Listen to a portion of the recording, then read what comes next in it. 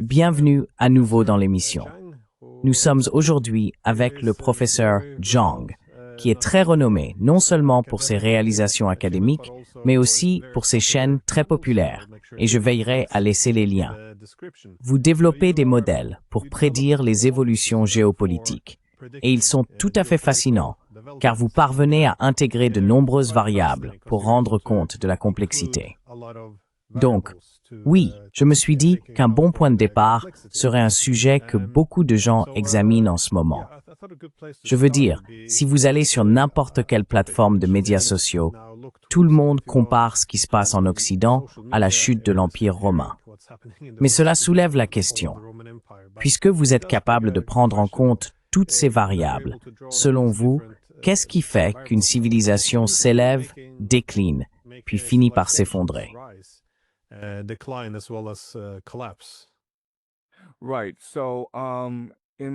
D'accord. Donc, dans mon analyse de l'histoire du monde, je constate que lorsque les civilisations s'élèvent, trois facteurs entrent en jeu. Le premier, c'est l'énergie, cette sorte de soif qu'ont les gens de se dépasser et de se faire une place dans le monde. C'est le numéro 1, l'énergie. Le deuxième, c'est l'ouverture. Dans quelle mesure êtes-vous prêt à apprendre des autres, à reconnaître vos erreurs et à vous améliorer? À quel point êtes-vous ouvert? C'est le numéro 2. Le troisième, c'est la cohésion. Vous identifiez-vous capable de travailler ensemble et de se coordonner pour atteindre des objectifs plus vastes?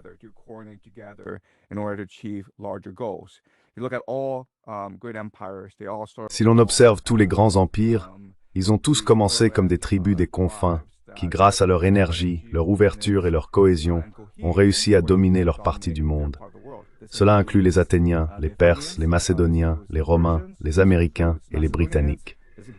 Et aujourd'hui, je soutiendrai que le nouvel empire émergent sur la scène mondiale est la Pax Judaïca, Israël. Chez les Israéliens, on retrouve énergie, ouverture et cohésion.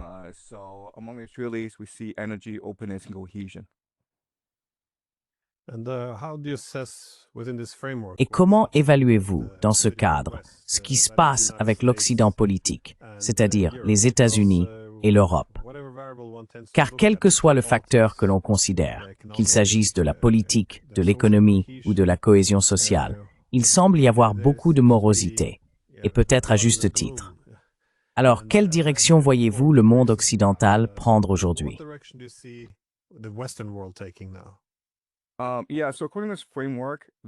Oui.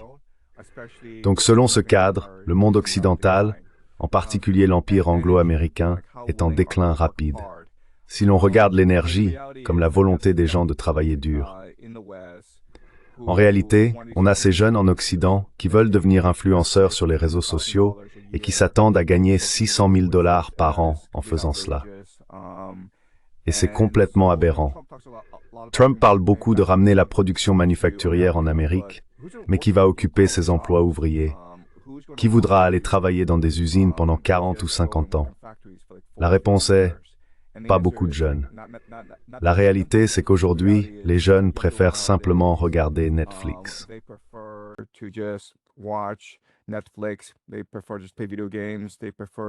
Préfèrent simplement jouer aux jeux vidéo. Ils préfèrent passer du temps sur les réseaux sociaux. Ils ne veulent vraiment pas investir leur temps et leur énergie dans la création d'une grande société. Donc en termes d'énergie, l'Occident est clairement en déclin. Quant à l'ouverture, on observe de nombreuses restrictions à la liberté d'expression, surtout dans les universités. Il y a la DEI, et maintenant une répression des discours qui défendent les droits des Palestiniens ou critiquent ce qui se passe en Palestine, en gros. Pendant les confinements liés au Covid, il y a également eu une énorme restriction de la liberté d'expression. Donc en matière d'ouverture, nous constatons un déclin massif dans le monde occidental, et cela, je pense, est très problématique. Et le troisième facteur, c'est la cohésion, n'est-ce pas?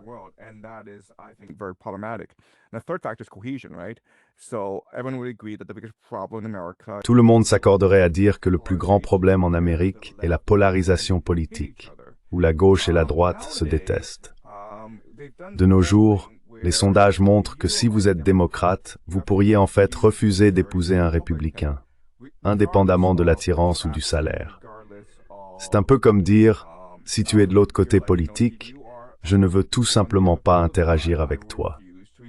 Ainsi, en termes de cohésion, l'Amérique est à peu près également divisée entre la gauche et la droite. Et cela se produit dans tout le monde occidental, surtout avec l'augmentation de l'immigration. Malheureusement, tous les signes historiques indiquent un déclin rapide au cours des 5 à 10 prochaines années.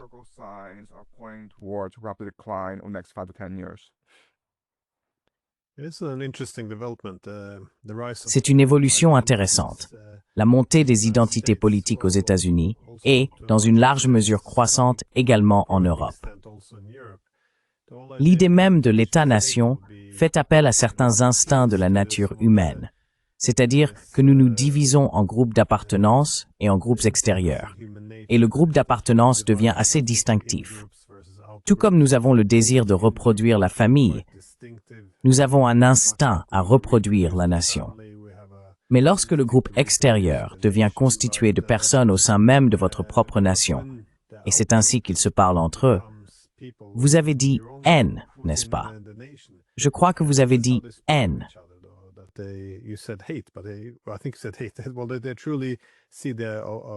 Eh bien, ils considèrent vraiment l'opposition politique, non pas simplement comme des personnes ayant des opinions différentes ou des voix différentes pour l'avenir, mais comme une menace pour les idéaux et pour la nation elle-même.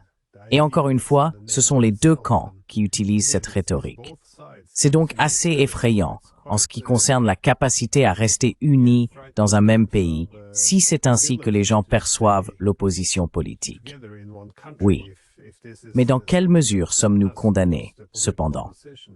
Je veux dire, pour ceux d'entre nous qui vivent dans le monde occidental, parce qu'il y a, je suppose, une grande différence entre traverser des périodes d'essor et de déclin et basculer réellement dans l'effondrement.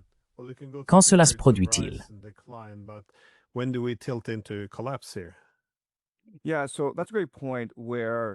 Oui, c'est un excellent point. La cohésion sociale est un énorme problème dans le monde occidental, surtout en Amérique. La question est donc, pourquoi ça se produit-il? Pourquoi y a-t-il autant de polarisation sociale et politique? Pour cela, examinons 3 théories, d'accord? La première est celle de Peter Turchin, qui a proposé l'idée de la surproduction des élites. Il a étudié les guerres civiles romaines, la Révolution française. Il a observé toutes ces périodes de troubles politiques et il a identifié la surproduction des élites comme le principal facteur menant à la guerre civile. Son raisonnement est que le monde n'est pas divisé entre riches et pauvres. Il est divisé entre ceux qui ont beaucoup et ceux qui ont un peu, mais en veulent davantage, entre la haute noblesse et la petite noblesse.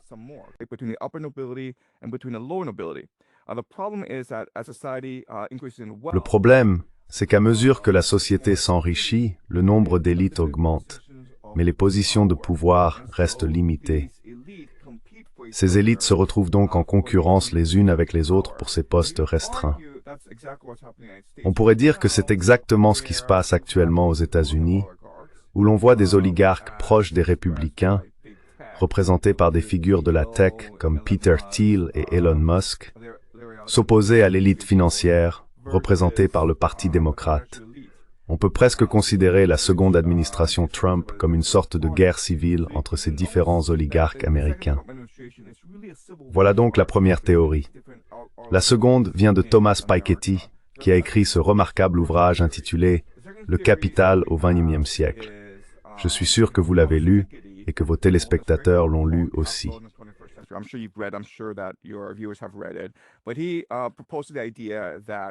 Mais il a avancé l'idée qu'avec le temps, le capitalisme conduit naturellement à une économie de rentier, où le simple fait de spéculer rapporte plus d'argent que le travail productif.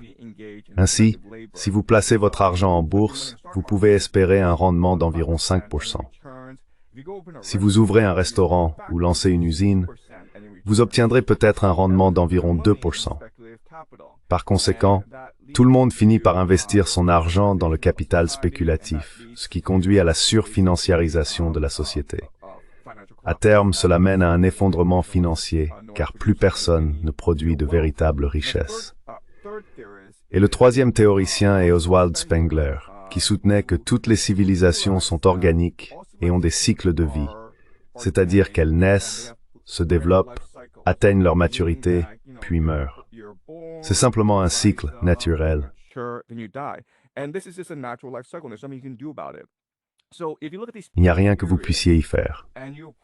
Donc si vous examinez ces trois théories et que vous appliquez leur cadre aux États-Unis, le pays est vraiment en grande difficulté, et pas seulement les États-Unis, mais le monde occidental dans son ensemble. Parce que comment gérer la surproduction des élites? Eh bien, la seule façon d'y faire face, c'est par la révolution ou la guerre civile. Par une destruction sociale cataclysmique, où la majorité des élites est éliminée afin que la société se réinitialise. Ainsi, Peter Turchin nous dit que nous sommes fichus. Puis si l'on regarde Thomas Piketty, on constate la monopolisation et la consolidation du capital aux États-Unis, où désormais seules quelques entreprises représentent environ un tiers de la richesse boursière, n'est-ce pas? On a donc les 7 magnifiques, qui constituent à peu près un tiers de la valeur de l'indice boursier Standard & Poor's.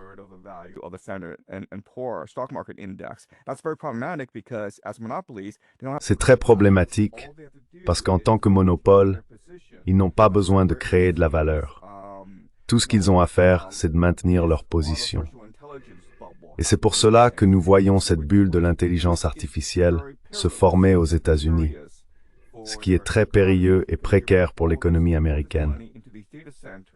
Parce qu'on investit tout cet argent dans ces centres de données qui produisent un produit, l'IA, sans réel bénéfice social et qui pourrait menacer de détruire des millions d'emplois. Et puis Spengler nous dit aussi que les sociétés meurent tout comme les individus. Et peut-être que, pour le bien de l'humanité, c'est une très bonne chose. Donc, si l'on considère ces 3 théories, il est très difficile de trouver une issue au déclin social auquel le monde occidental est actuellement confronté.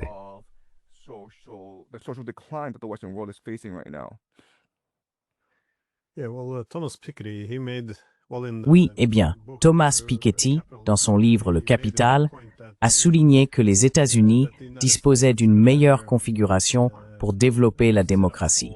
Car contrairement à l'Europe, où il existait beaucoup d'anciennes fortunes, les États-Unis n'avaient pas cette même concentration du pouvoir économique. Bien sûr, si l'on avance jusqu'à l'époque actuelle, ce n'est évidemment plus le cas. C'était d'ailleurs aussi un argument avancé par Alexis de Tocqueville. Mais aujourd'hui, bien sûr, le monde est très différent. Nous avons cette concentration de la richesse qui a ses conséquences. Dans quelle mesure considérez-vous que les problèmes actuels sont une extension de la crise financière mondiale?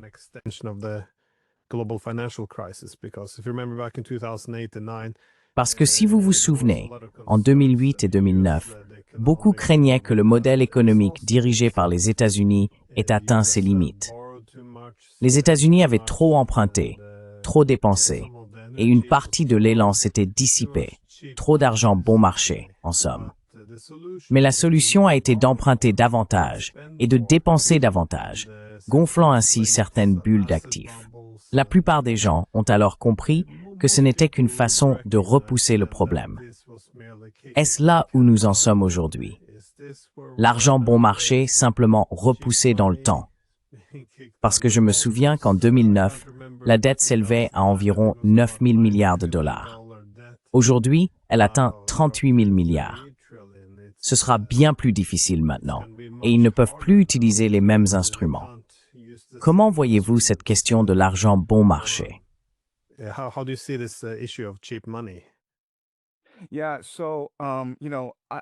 Oui, donc, tu sais, je pense que tu soulèves un bon point à propos de la grande crise financière de 2008-2009, qui a vraiment marqué un tournant dans l'histoire américaine, et on pourrait dire dans l'histoire occidentale également. La crise financière de 2008 a été l'aboutissement de tendances très inquiétantes qui s'étaient développées depuis l'ère néolibérale de Reagan. La première tendance a été le passage de la production manufacturière à la financiarisation de l'économie. Avant Reagan, la majeure partie de l'économie était orientée vers la production manufacturière, créant une véritable richesse destinée à l'exportation dans le monde entier. Mais avec l'essor de la Reaganomics, on a assisté à un basculement vers la financiarisation, où l'Amérique a commencé à absorber tout cet argent facile venu du monde entier pour le transformer en instruments financiers risqués comme les produits dérivés et les CDO.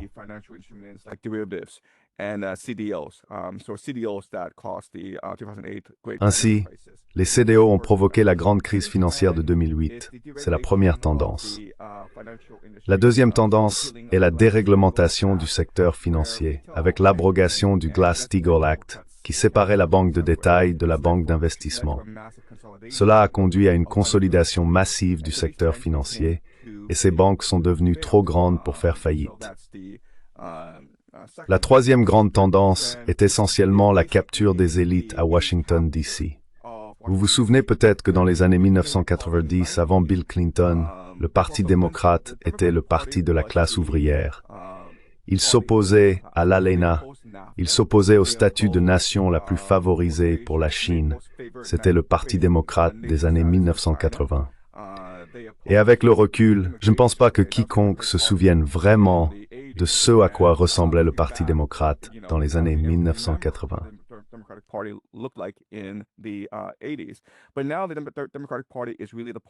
Mais aujourd'hui, le Parti démocrate est vraiment devenu le parti de la classe dirigeante professionnelle, en particulier du secteur financier. On assiste donc à une capture des élites à Washington, D.C.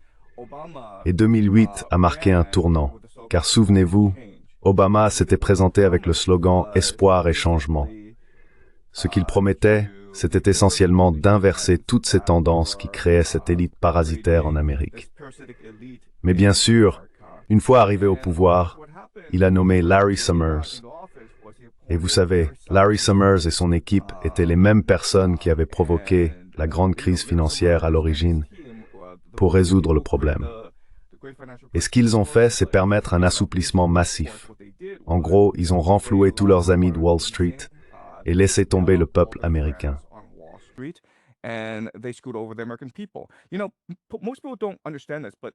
Tu sais, la plupart des gens ne le comprennent pas, mais Obama a été le premier président noir.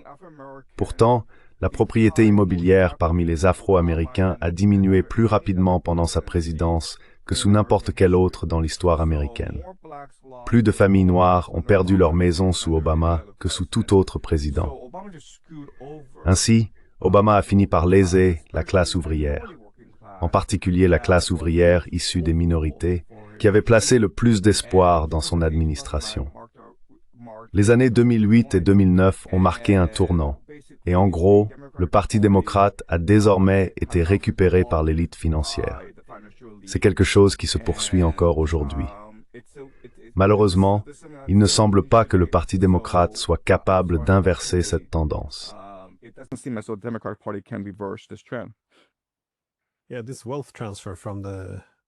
Oui, ce transfert de richesse de la classe moyenne vers les riches a été tout à fait extraordinaire. On pourrait alors s'attendre à une révolte contre les élites en conséquence. Et lorsque nous parlons de populisme, un mot aujourd'hui largement diabolisé, il s'agit en réalité du peuple qui souligne que les élites se sont trop détachées du public. Mais cela semble être une critique ou une réaction tout à fait naturelle face à ce type de transfert de richesse. J'aime que tu reviennes à la Grèce antique, car une préoccupation majeure pour des penseurs comme Platon ou Aristote était que la démocratie pouvait dégénérer en tyrannie. Plus un peuple restait libre ou jouissait de la liberté, plus il commençait à remettre en question toutes les autorités extérieures. Le fils défiait le père, l'élève défiait le maître.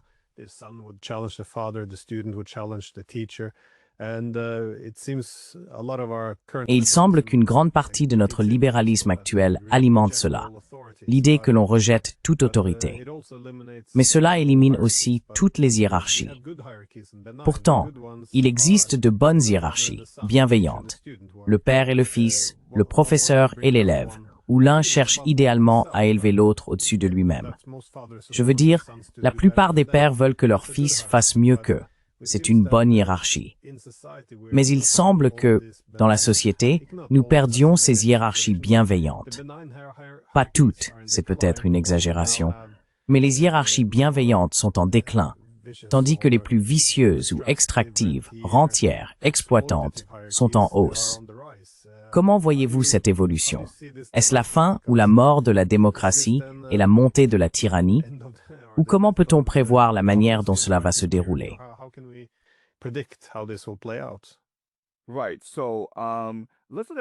D'accord. Regardons la Rome antique.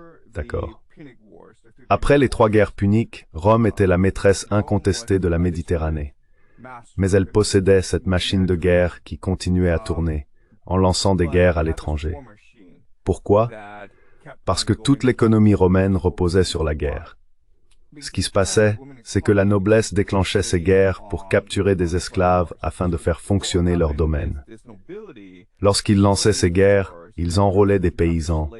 Et comme ces paysans ne pouvaient plus travailler leurs terres, ils devaient contracter des prêts en mettant leurs terres en garantie. Et bien sûr, par malchance, parce qu'ils étaient tués à la guerre, la famille perdait la terre.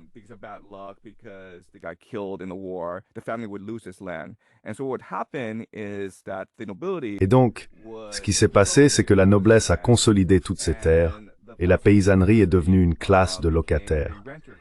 Ils ont été contraints d'aller dans la ville de Rome pour chercher du travail, et cela est devenu un élément très instable de la société romaine, car on assistait désormais à la montée du populisme. Les premiers grands réformateurs furent les frères Gracques, dont Tiberius Gracchus.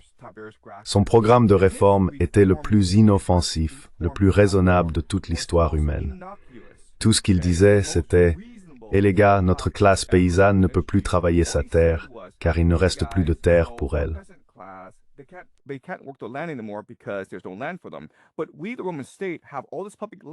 Mais nous, l'État romain, possédons toutes ces terres publiques qui ne sont pas utilisées. Alors, donnons simplement une partie de ces terres aux paysans qui veulent travailler dur et cultiver de la nourriture pour leur famille. C'est la stratégie la plus raisonnable du monde, non? Le problème, c'est que la noblesse considérait les terres publiques comme des terres privées. Même si elle ne faisait que les exploiter, elle pensait qu'il s'agissait de sa propre propriété. Elle s'est donc offensée de la proposition de Tiberius Gracchus. Et ce qu'elle a fait, c'est qu'elle l'a battu à mort dans les rues de Rome. Non seulement lui, mais aussi son frère.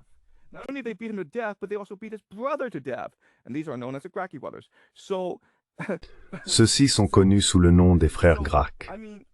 Donc je veux dire, je comprends que le populisme ait mauvaise réputation, mais si l'on regarde l'histoire, regardez comment les anciens Grecs traitaient leur classe paysanne, regardez comment les anciens Romains traitaient la leur, l'élite devient arrogante, complaisante et totalement réfractaire à toute réforme.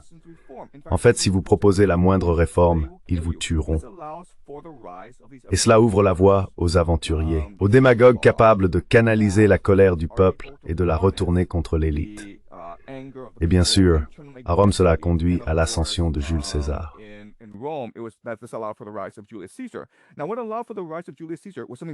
Ce qui a permis l'ascension de Jules César était en réalité quelque chose de très simple. Il traitait les gens avec décence. Vous savez, il est parti en Gaule pour mener ses guerres, et au lieu de garder tout le butin pour lui, il l'a en fait distribué à ses soldats. Cela a créé chez eux une loyauté immense, à tel point que son armée a pu vaincre toute la République romaine et établir Jules César comme dictateur de Rome. Bien sûr, cela a fini par conduire à son assassinat, mais cela a ensuite entraîné sur l'ascension d'Octave César et la fondation de l'Empire romain. Donc, si l'histoire nous enseigne quelque chose, c'est bien cela.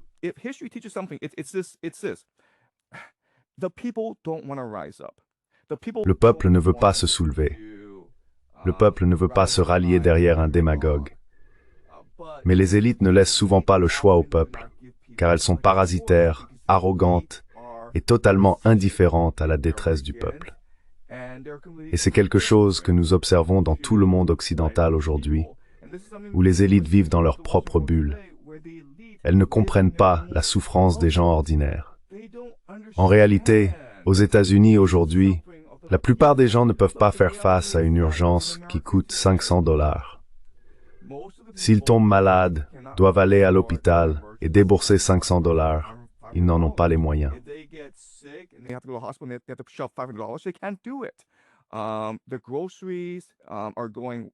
Les prix des produits alimentaires montent en flèche. Ils sont lourdement endettés. Je veux dire, si vous êtes un Américain moyen, la vie est vraiment difficile pour vous et vous ne voyez vraiment aucune issue possible. Écoutez, 2016. D'accord, nous vivrions dans un monde différent si en 2016, Bernie Sanders avait été le candidat démocrate. Et honnêtement, si les démocrates avaient eu une primaire démocrate équitable, comme les républicains, Bernie Sanders aurait été le candidat en 2016 et en 2020, et il aurait remporté la présidence. Mais ils ont insisté pour truquer la primaire, et cela a permis l'ascension de Trump. Donc Trump n'aurait pas été possible, Trump n'aurait pas été envisageable, sans le fait que les démocrates soient un parti très corrompu, très arrogant et complètement déconnecté.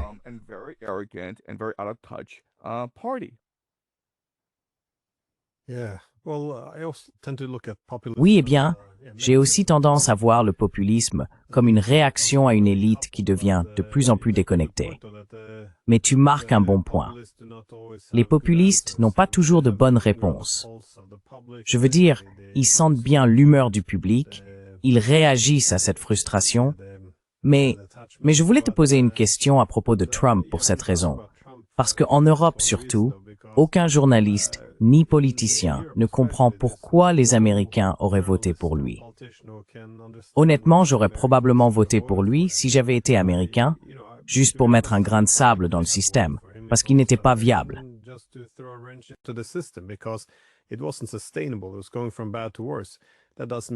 Les choses allaient de mal en pis. Cela ne veut pas dire que je pense que ces solutions soient très bonnes. Je pense que ces tarifs douaniers sont un désastre. Ils ne fonctionnent pas bien. L'idée de toujours vouloir tout résoudre par des solutions rapides, par la force et maintenant de plus en plus par la guerre, je pense que ce n'est pas une bonne approche. Mais ne pas comprendre son attrait, c'est assez dangereux. Alors, comment le voyez-vous évoluer? Si vous deviez faire une prédiction à propos de Trump, pensez-vous qu'il va dissoudre la démocratie ou qu'il est réellement capable de tenir les élites pour responsables? À quoi ressemble, selon vous, son parcours?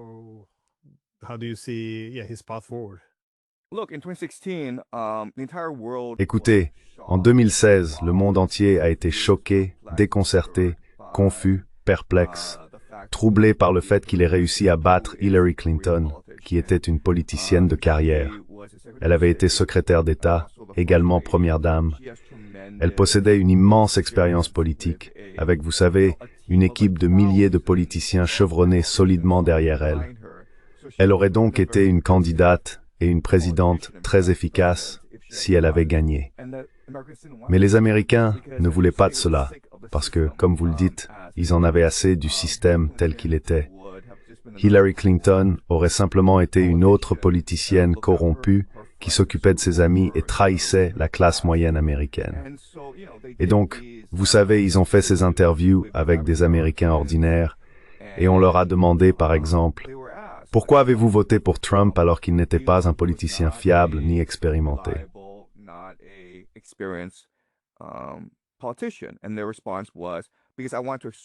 Et leur réponse a été parce que je voulais affirmer mon autorité, parce que je voulais affirmer mon autonomie, parce que je voulais que ma voix compte. J'en ai assez d'être méprisé par l'élite. C'est pour ça. Vous savez, cette élite de Washington, à Washington DC, à San Francisco, à New York, elle ne sait même pas que j'existe. Et maintenant, en élisant Trump, ils savent que j'existe et que ma voix compte. C'est pour ça qu'ils ont voté pour lui. Puis, en 2020, les gens ne voulaient plus de la division que Trump avait provoquée, alors ils ont élu Biden. Et leur vie est devenue de pire en pire.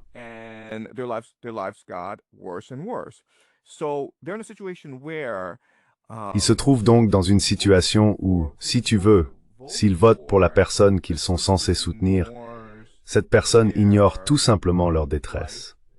Elle ne fera rien pour améliorer leurs conditions de vie.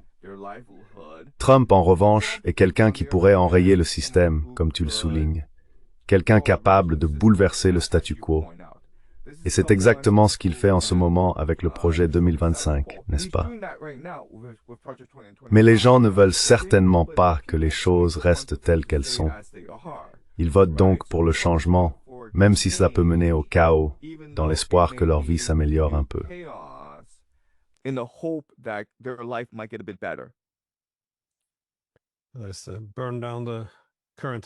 Brûlons la maison actuelle en espérant que quelque chose d'autre prendra sa place. Mais je veux passer à des points plus précis, car ici, en Europe, nous menons actuellement un combat. Eh bien, j'aurais parlé d'une guerre par procuration contre la Russie, mais elle devient de plus en plus directe. J'ai trouvé intéressant que vous ayez mentionné Spengler plus tôt dans le discours sur la civilisation, car il qualifiait les Russes de plus barbares et primitifs. Mais lorsqu'il le faisait, il le disait dans le sens que vous avez décrit, qu'ils étaient plus jeunes. Il voyait en réalité un avantage à se rapprocher des Russes pour aider l'Europe à retrouver une partie de sa vitalité et de sa jeunesse.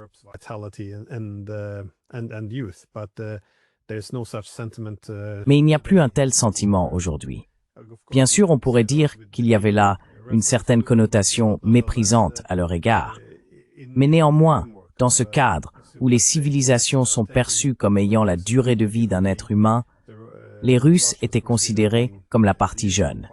Mais aujourd'hui, dans la guerre en Ukraine, où voyez-vous cela aller? Car je suis très perplexe face aux informations qui circulent. Elles semblent tellement détachées de la réalité. Par exemple, dans les années 1990, tout au long de cette décennie, nous avons eu des discussions sur les dangers d'élargir l'OTAN sans y associer la Russie. Aujourd'hui, tout cela a disparu de la mémoire collective, comme si cela n'avait jamais eu lieu. Alors, selon vous, où cette guerre va-t-elle réellement?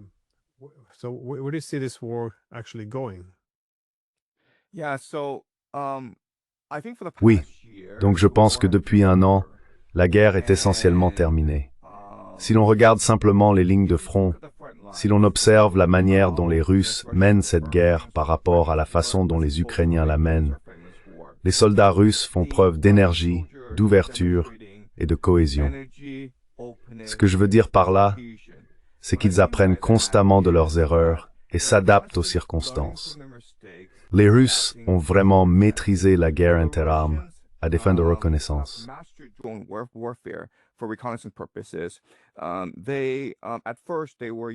Au début, ils utilisaient ces grandes unités de bataillon contre les Ukrainiens et ils se sont rendus compte qu'elles pouvaient être facilement ciblées et attaquées par des drones.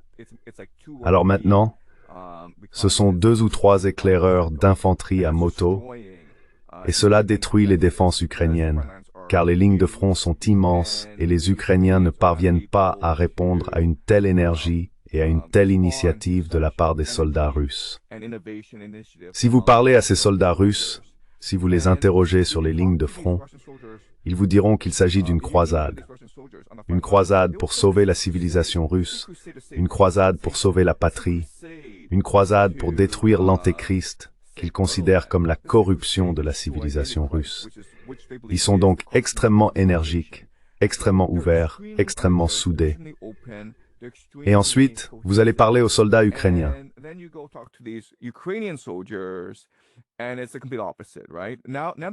Et c'est tout le contraire, n'est-ce pas? Maintenant, ils arrachent des hommes de 50 ans dans les rues d'Ukraine pour les envoyer combattre dans une guerre totalement inutile, désespérée et perdue. Les taux de désertion parmi les soldats ukrainiens sont extrêmement élevés, n'est-ce pas? On parle de centaines de milliers de soldats qui désertent. Donc cette guerre est complètement perdue.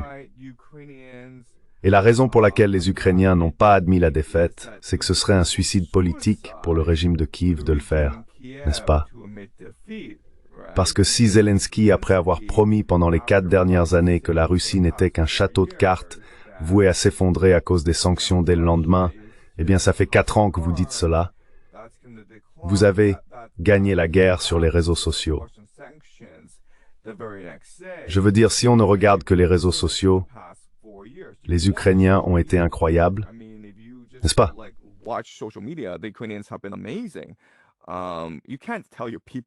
Vous ne pouvez pas dire à votre peuple que la guerre est perdue. Vous seriez assassiné. Et quoi qu'il arrive, si vous admettez la défaite, il y aura une révolution en Ukraine. Les Ukrainiens sont donc coincés là où ils sont. Ils doivent aller jusqu'au bout, quoi qu'il en coûte. Maintenant, les Européens soutiennent les Ukrainiens en s'attendant à ce qu'ils gagnent cette guerre. Et voyez-vous, ce n'est pas vraiment dit clairement dans les médias, mais l'OTAN est impliquée dans cette guerre depuis le tout début. Oui, ce sont les Ukrainiens qui fournissent la main-d'œuvre, les soldats sur les lignes de front, mais ce sont les armes de l'OTAN, le ciblage de l'OTAN, la surveillance de l'OTAN, les forces spéciales de l'OTAN, le commandement et le contrôle de l'OTAN, ainsi que le financement de l'OTAN. Tout vient de l'OTAN. L'OTAN est donc, elle aussi, en quelque sorte, coincée dans cette guerre.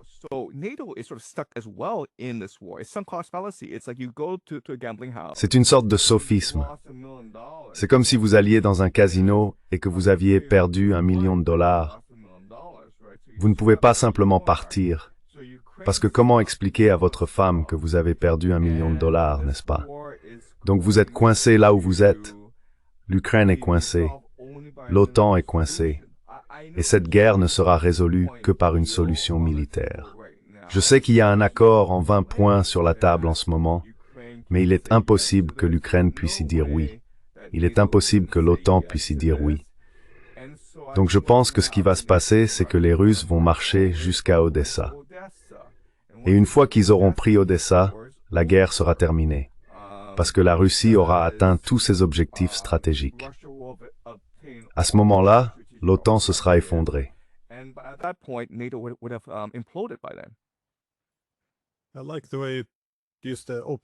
J'aime la façon dont tu as utilisé l'ouverture comme point de départ, car souvent, en Occident, nous adhérons à l'idée que nous sommes ouverts parce que nous sommes une démocratie libérale, tandis que la Russie est autoritaire, donc fermée. Mais il semble que l'un de nos principaux problèmes en Europe soit précisément celui-là. Nous sommes devenus fermés dans le sens où nous refusons de voir la réalité telle qu'elle est. Je suis d'accord pour dire que, généralement, dans une guerre entre forces d'invasion et forces de défense, les défenseurs ont l'avantage sur le plan du moral, car ils protègent leur patrie. Ils ont une motivation plus forte que quiconque agit simplement par opportunisme militaire. Mais c'est un peu l'hypothèse qui a prévalu en Occident, que les Ukrainiens se battraient et que les Russes fuiraient, simplement une fois qu'ils auraient pris conscience de la corruption morale de leur gouvernement, qui cherchait seulement à s'emparer de nouveaux territoires.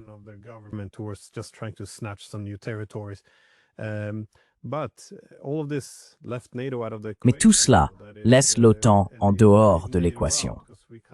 Et si nous laissons l'OTAN de côté, parce que nous ne pouvons pas admettre que nous sommes impliqués, cela compromet soudainement notre capacité à interpréter les motivations des Russes. Comme vous le dites, ils considèrent réellement cela comme une guerre pour leur propre existence. Et j'ajouterais, pour de très bonnes raisons. Mais encore une fois, si nous devons tous nous conformer à ce récit, selon lequel il ne s'agit que d'opportunisme, qu'ils sont simplement avides de plus de territoire, que c'est d'une certaine manière inscrit dans l'ADN russe, alors toute notre analyse sera erronée. Je me demande si vous considérez l'ouverture comme une part de la faiblesse que nous avons, car ce n'est pas qu'une seule question. Je pense qu'une grande crise à laquelle nous faisons face en Occident est une crise de la stratégie elle-même.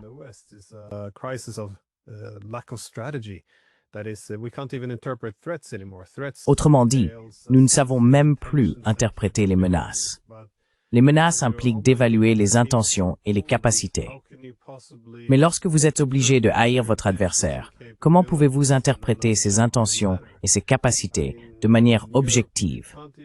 Je veux dire, en Europe, on ne peut même pas discuter des préoccupations sécuritaires de ses adversaires, n'est-ce pas? Venez sur ce continent et essayez d'expliquer ce que vous pensez être les préoccupations sécuritaires de la Chine, de l'Iran ou de la Russie. Vous seriez crucifié. Votre carrière serait détruite. On s'en prendrait à vous. C'est incroyable. Comment peut-on élaborer des politiques sensées si l'on ne peut même pas parler de ses adversaires d'une manière qui les humanise?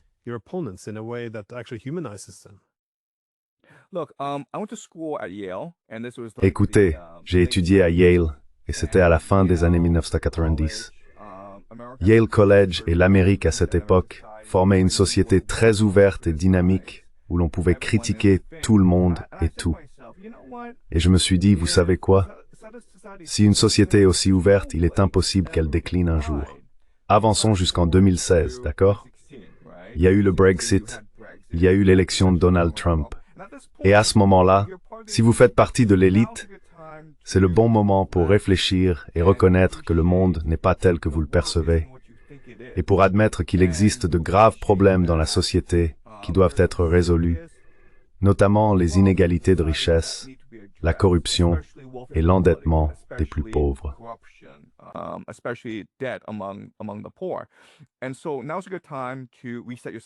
Et donc, c'est maintenant le bon moment pour réinitialiser votre société. Au lieu de cela, l'élite a choisi de se replier sur elle-même, de créer sa propre bulle et d'ignorer toute critique. Cela s'est aggravé pendant le Covid et ils sont devenus extrêmement refermés. L'élite est devenue encore plus fermée après l'invasion de l'Ukraine par les Russes, car cette invasion a représenté un changement de paradigme pour l'élite occidentale. Ils ne pouvaient pas imaginer que quiconque puisse remettre en cause l'Empire, n'est-ce pas? Je veux dire, les Russes étaient censés être cette station-service dotée d'armes nucléaires. Un peuple pauvre, arriéré, barbare, survivant grâce à la générosité occidentale. Et leur élite était extrêmement corrompue. Alors comment auraient-ils pu oser nous défier?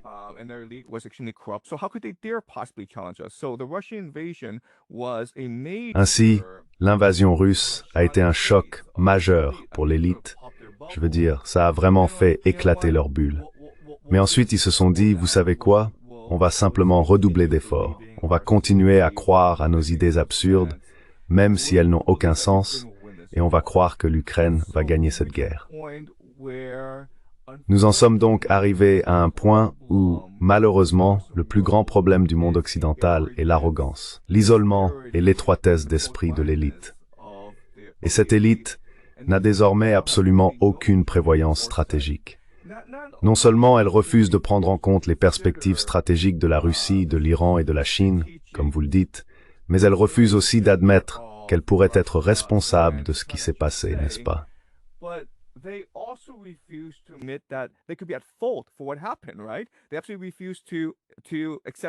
Ils refusent absolument d'admettre que l'expansion de l'OTAN a provoqué les Russes à entrer dans cette guerre et ils n'ont aucun plan pour aller de l'avant.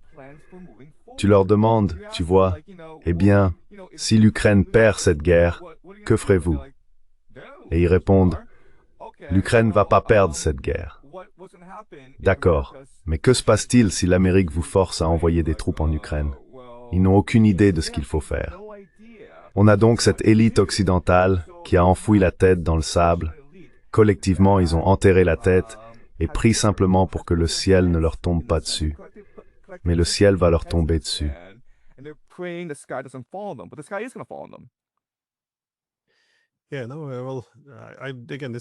Oui, non. Enfin, encore une fois, c'est l'un de ces cas où je n'ai jamais rien vu de tel.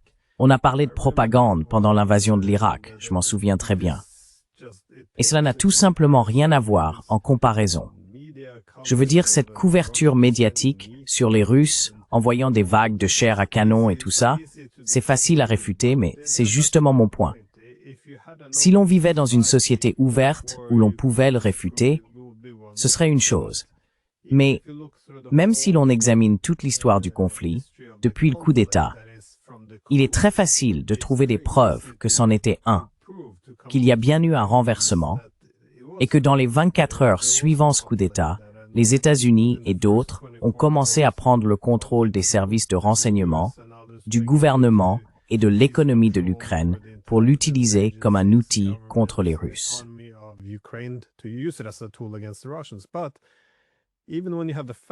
Mais même lorsque vous avez les faits qui ne peuvent pas être contestés, j'ai remarqué que nous avons franchi un nouveau cap. Maintenant, ils disent, eh bien, alors vous soutenez les récits russes. Ce n'est donc plus une question de vérité ou de fausseté. C'est que l'histoire semble donner de la légitimité aux Russes et nous délégitimer. Ainsi, le simple fait de la présenter, même si elle est correcte, devient une question de récit. C'est là le problème. Vous êtes censé être dans les tranchées avec nous, et si vous ne l'êtes pas, il vous suffit de dire ABC. C'est tout ce qu'il faut faire.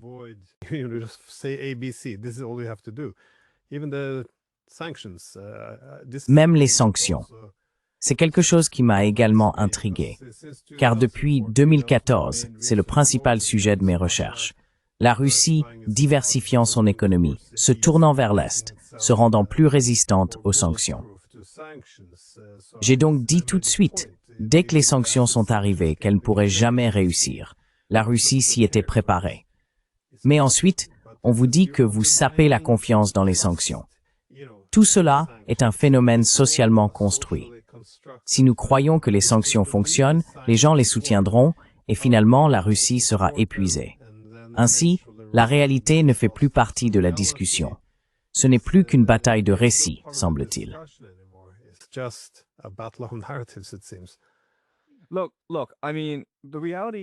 Écoutez, je veux dire, la réalité, c'est que l'élite occidentale n'a absolument aucun plan pour l'avenir. Elle n'a absolument aucune imagination. Elle est incapable de réfléchir ou d'innover. D'accord, donc vous savez, ils imposent des sanctions à la Russie en 2020 parce qu'ils en avaient déjà imposé en 2014. Et vous savez, Trump arrive au pouvoir, et à ce stade, tout le monde sait que les sanctions ne vont pas fonctionner. En fait, l'économie russe se porte plutôt bien. Donc vous savez, la Russie dispose de tellement de moyens de contournement face à ces sanctions occidentales. Et Trump a essentiellement dit à Poutine, « Si tu ne coopères pas avec moi, je vais t'imposer des sanctions. » Nous en sommes donc arrivés à un point où le monde occidental tout entier vit dans sa propre bulle, complètement déconnecté de la réalité.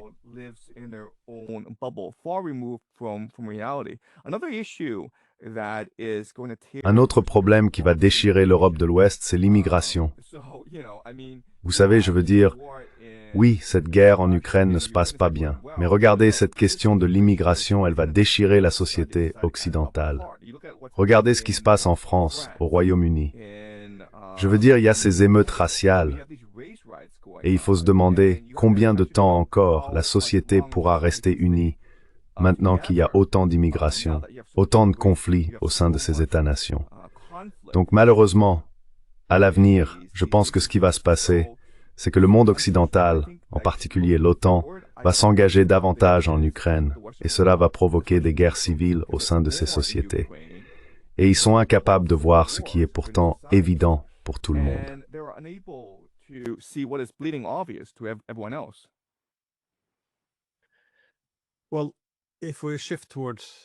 Eh bien, si nous nous tournons vers une autre partie du monde, car ce sont effectivement des temps troublés, en grande partie à cause de l'épuisement de l'Occident, mais aussi de l'émergence de nouveaux centres de pouvoir. La Chine, bien sûr, est aujourd'hui l'un de ceux qui dégagent énormément d'énergie. Quiconque s'y rend peut presque la sentir dans l'air.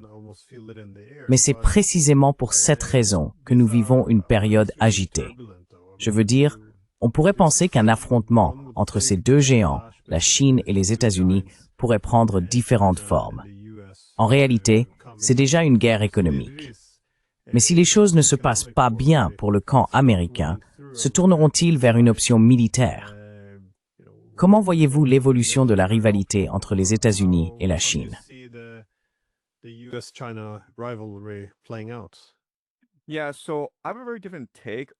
Oui, donc j'ai une vision très différente de la rivalité entre les États-Unis et la Chine par rapport à d'autres analystes.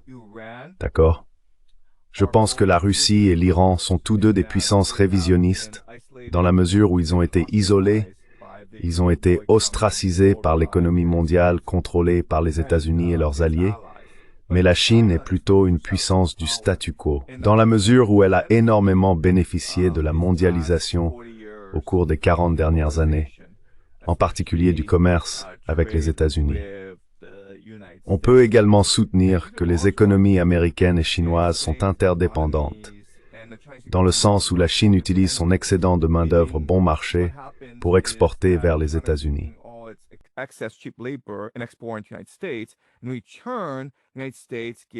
En retour, les États-Unis donnent à la Chine des dollars américains. Ce qui se passe, c'est que la Chine soutient ou maintient essentiellement le dollar américain, que tout le monde sait être une sorte de système de Ponzi. Et les États-Unis, en échange, transfèrent des technologies à la Chine, l'aidant à s'enrichir et à ouvrir son vaste marché de consommation aux produits chinois, offrant ainsi des opportunités d'emploi à des millions de Chinois. Je pense donc que la Chine et les États-Unis finiront par parvenir à un rapprochement.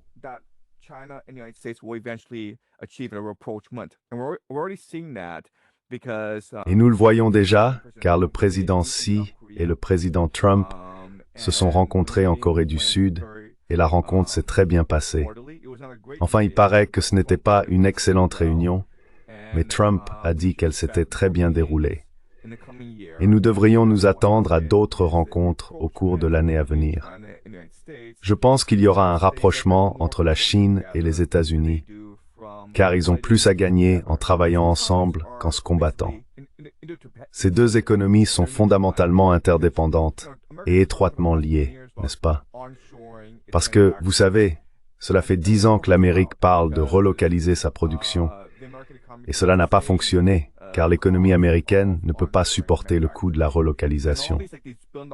Tous ces projets à plusieurs milliards de dollars qui ont été mis en avant et soulignés ne se sont pas très bien terminés.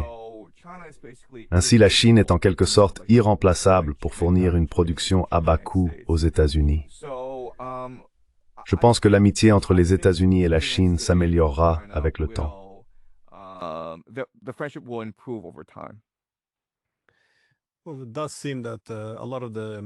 Eh bien, il semble que beaucoup de l'hostilité des États-Unis envers la Chine repose sur l'idée qu'ils ne peuvent pas coexister avec une Chine puissante. En d'autres termes, on dirait que c'est quelque chose qui remet en cause l'hégémonie américaine plutôt que les États-Unis eux-mêmes. Je ne sais pas, j'ai l'impression que les États-Unis ne peuvent pas vraiment restaurer leur ancienne hégémonie.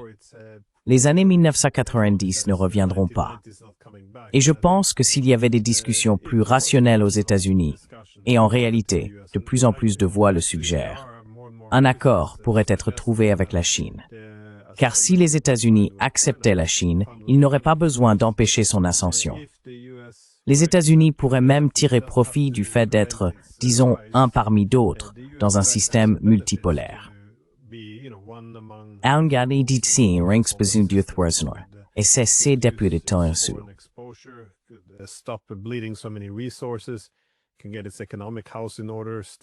Elle peut remettre de l'ordre dans ses affaires économiques, stabiliser la société et l'économie. Mais bien sûr, les États n'agissent pas toujours de manière rationnelle lorsqu'ils sont en déclin. C'est généralement de là que vient mon pessimisme. D'un point de vue rationnel, cependant, on pourrait penser que les États-Unis, compte tenu du contre-récit de l'hégémonie, pourraient se stabiliser dans un système multipolaire, qu'il y aurait une certaine marge pour cela. Mais ma dernière question concerne à nouveau les deux géants eurasiens. Ce que personne ne semblait avoir prévu, c'est que la Chine et la Russie trouveraient un terrain d'entente. En effet, leurs économies sont assez mutuellement complémentaires. Contrairement à l'Europe et à la Russie, il n'y a pas d'Ukraine entre les deux qui puisse être utilisée comme intermédiaire pour découpler l'Europe. Devrait-on être surpris si ce partenariat se maintenait dans le temps?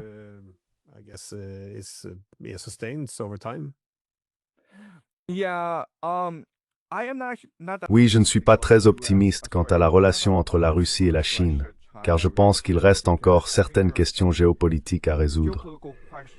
Un point de tension qui me vient à l'esprit est le Kazakhstan. Depuis les années 1980, la Chine y investit massivement, car le Kazakhstan est un point névralgique pour l'initiative La Ceinture et la Route. Tout doit essentiellement passer par le Kazakhstan pour atteindre le Moyen-Orient et l'Europe. La Chine a donc a tenté de rallier l'élite kazakh, elle a beaucoup investi dans le pays. Et ce qui s'est passé au cours des dernières années, c'est que le Kazakhstan a développé une attitude beaucoup plus pro-russe. Il y a essentiellement eu un changement de garde au Kazakhstan et le gouvernement penche désormais davantage vers la Russie.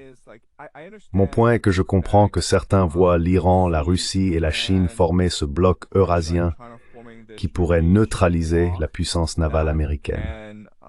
Et si cela devait se produire, le continent eurasien pourrait prospérer. Mais il faut se rappeler que la géographie et l'histoire sont assez persistantes et que la Russie, la Chine et l'Iran ont de longues histoires de tensions géographiques et géopolitiques.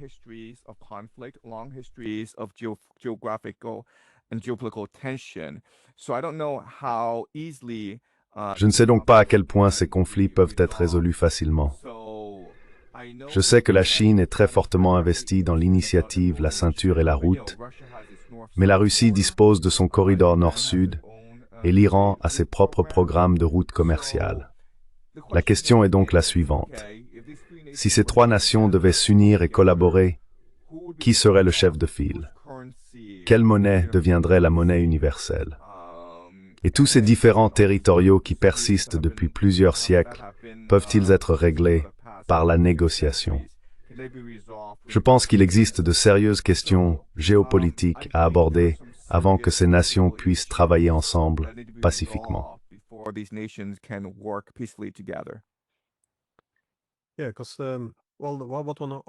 Oui, parce que ce qu'on entend souvent de la part de la Chine et de la Russie, c'est qu'elles ne sont pas simplement des alliés.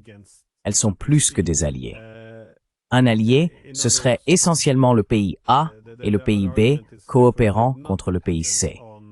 En d'autres termes, l'argument est qu'elles ne dépendent pas d'un équilibre collectif face aux États-Unis.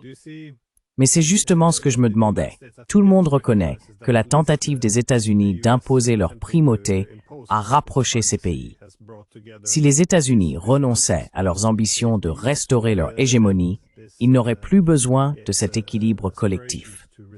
Pensez-vous qu'un grand nombre de problèmes ou de tensions entre les Chinois, les Russes et les Iraniens commenceraient à émerger davantage si les États-Unis étaient retirés de l'équation?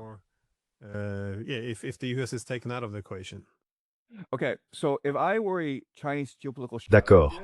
Donc si j'étais un stratège géopolitique chinois, ce que je ne suis pas, d'accord, mais si je l'étais, si je faisais partie du gouvernement, je dirais que, objectivement parlant, il est probablement préférable pour la Chine que les États-Unis restent en Asie du Sud-Est plutôt qu'ils s'en retirent. La raison, c'est qu'imaginons que les États-Unis partent, d'accord? Eh bien, comment réagirait le Japon? Comment réagirait l'Inde? Comment réagirait la Russie? Comment réagirait la Corée du Sud? Comment réagirait la Corée du Nord? Il y a donc ces différents acteurs géopolitiques dans ma région, et j'aurais vraiment du mal à anticiper leur comportement.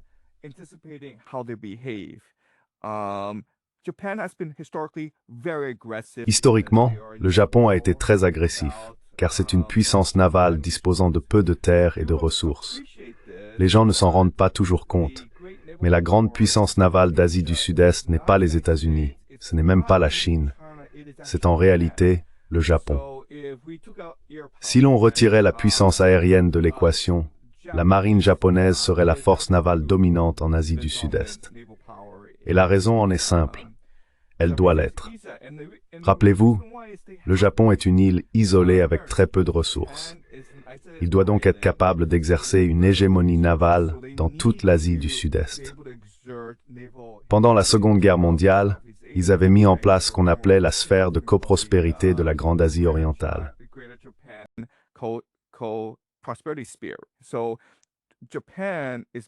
Donc le Japon est véritablement une puissance maritime agressive. Ensuite, on regarde la Corée du Sud, qui a toujours nourri ses animosités historiques envers le Japon et envers la Chine, pour avoir été colonisée par ces deux grandes puissances. Regardez le Vietnam, regardez l'Inde. Donc si je suis un analyste géopolitique, je me dis, vous savez quoi? Je suis satisfait que les États-Unis soient là où ils sont, car au moins ils maintiennent le statu quo.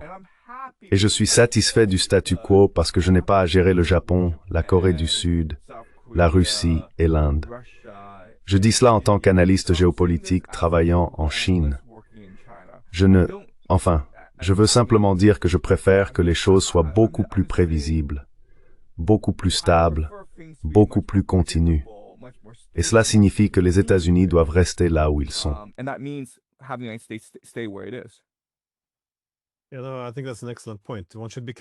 Je pense que c'est un excellent point.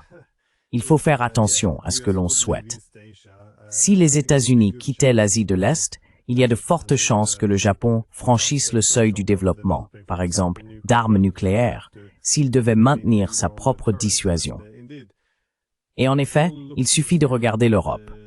L'administration Trump a remis en question son intérêt et sa priorité à maintenir sa présence là-bas. Et la réponse?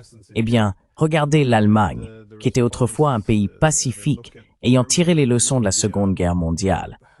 Elle devient maintenant l'un des plus militaristes.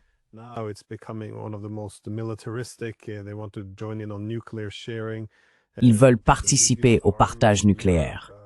Ils veulent avoir la plus grande armée d'Europe.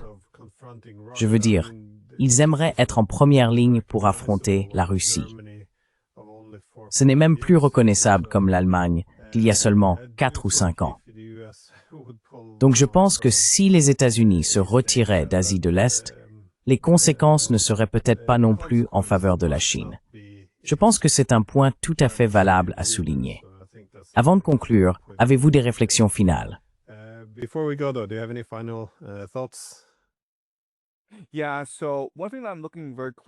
Oui. Donc une chose que j'observe de très près, et je pense que vos téléspectateurs pourraient aussi s'y intéresser, c'est la montée de la Pax Judaïca. Ce que je constate, c'est que de nombreux pays estiment que la Pax Judaïca pourrait servir leurs intérêts et qu'ils en favorisent donc l'essor. Que les États-Unis encouragent la montée de la Pax Judaïca, c'est compréhensible. Mais si j'étais en Russie, Israël serait un excellent partenaire commercial, car vous savez, la Russie finira par gagner cette guerre en Ukraine. Elle contrôlera le Donbass et pourra donc maîtriser environ un tiers des glucides mondiaux. Où se trouve mon marché? Mon marché est en Afrique. Mon marché est au Moyen-Orient.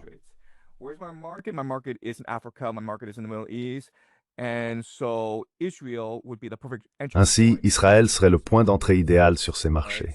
D'accord. Donc, si j'étais la Russie, je penserais que le Pax Judaïca joue en ma faveur. Si j'étais la Chine, le Pax Judaïca jouerait également en ma faveur, car le Pax Judaïca signifierait qu'Israël prendrait le contrôle de la Syrie, de l'Irak, de l'Égypte et peut-être de la Libye. En conséquence, Israël aurait besoin d'investir massivement dans les infrastructures. Il lui faudrait de nombreux projets d'infrastructures. Il lui faudrait aussi dépenser beaucoup d'argent dans les centres de données, dans l'intelligence artificielle, et créer cet immense état de surveillance pour superviser le grand projet israélien du Pax Judaïca. Je pense donc que la grande surprise des 5 à 10 prochaines années sera l'essor du Pax Judaïca. Et c'est quelque chose que je surveille de très près en ce moment.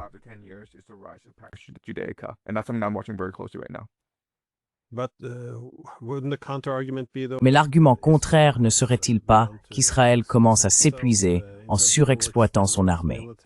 L'économie a également été affectée par le départ de nombreux jeunes. Cela alimente aujourd'hui une grave crise politique. Et vous savez, il semble qu'au cœur de tout cela se cache un problème plus profond. L'ensemble de l'éthique de ce que devrait représenter Israël est remis en question, voire sapé. Bien sûr, on peut aussi ajouter que les voisins, les dirigeants des États arabes et même la Turquie sont désormais confrontés à davantage de difficultés pour expliquer pourquoi ils n'adoptent pas une attitude plus hostile envers Israël. Étant donné que les États-Unis sont en déclin relatif en tant que principal protecteur, on entend généralement l'argument inverse, qu'Israël est en somme condamné.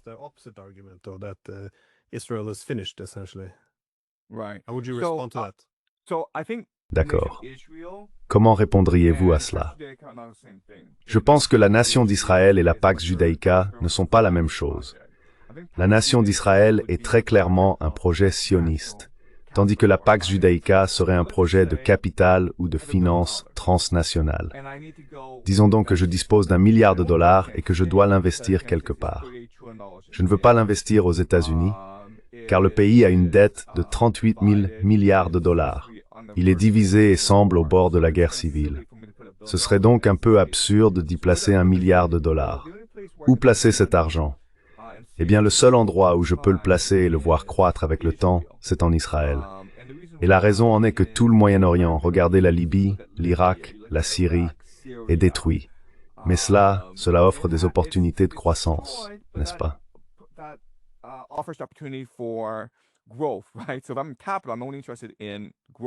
Donc, si je représente le capital, je ne m'intéresse qu'à la croissance et au retour sur investissement. Et je pense que toute personne riche raisonne ainsi. Si j'ai 1 milliard de dollars à la banque, je dois placer mon argent quelque part. Je le placerai en Israël. Et non seulement cela, mais je travaillerai très dur pour m'assurer qu'Israël l'emporte. Et comme vous le dites, c'est peut-être quelque chose que les Israéliens eux-mêmes ne souhaitent pas, mais souvent, l'histoire est décidée par ceux qui détiennent le pouvoir, plutôt que par le peuple lui-même. Eh bien, c'est une perspective très intéressante. Je ne l'avais pas envisagée sous cet angle. Alors, avant que vous ne partiez, où les gens peuvent-ils vous trouver et suivre votre travail? Oui, j'ai une chaîne YouTube, Predictive History, où je mets en ligne mes conférences sur l'histoire.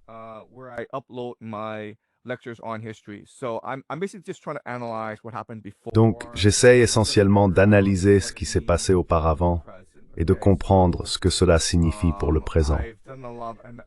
J'ai beaucoup étudié l'histoire du Moyen-Orient et je crois que la Pax Judaïca représente l'avenir.